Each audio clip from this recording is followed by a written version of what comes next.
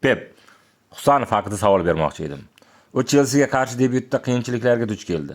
Lekin undan keyin yaxshi o'ynadi va doimiy ravishda asosiy tarkibda maydonga tushmoqda. Uni Manchester Cityda futbolchi sifatida qanday rol o'ynayapti deb o'ylaysiz? Shuningdek, uning jamoaga moslashishi haqida ham gapirib bering.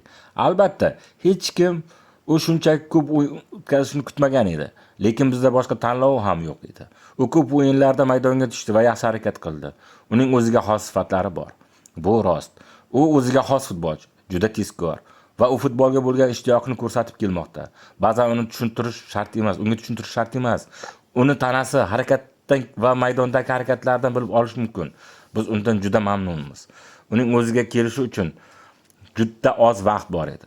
Kam mashg'ulot o'tkazdi. Ammo ko'p o'yinlarda harakat qildi. Bu haqda Riske nisbatan ham shu fikrlarni ayta olaman. U Angliya Kubogida o'ynadi va yaxshi harakat qildi. U o'zining eng yaxshi tomonlama ko'rsata oldi va Husanovga ham shu fikrlarni ayta olishimiz mumkin. Ikkalasi ham o'zlarini yaxshi tomondan ko'rsatishdi. Yaxshi sport formasiga kirishdi. Husanov bu yerga kelganida ingliz tilini bilmasdi. Bu ehtimol jamoaga moslashda qiyinchilik tug'dirgan bo'lishi mumkin.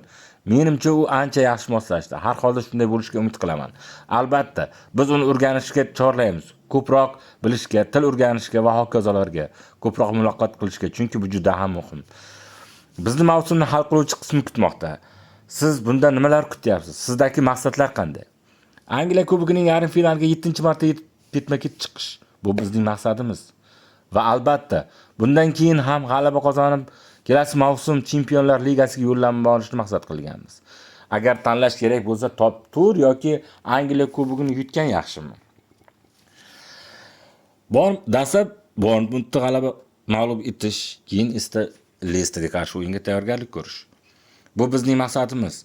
Pep, terma jamoalarning o'yinlari uchun tanaffusdan keyin barcha futbolchilar jarohatsiz qaytishdimi? Ha, albatta. Ba'zi futbolchilar boshqalariga nisbatan ko'proq charchagan, lekin umumiy holat yaxshi. Mazkur video maxsus futbol Shavkat Telegram kanali uchun tarjima qilindi va ovozlashtirildi. Obuna bo'ling, do'stlaringizga ham yuboring.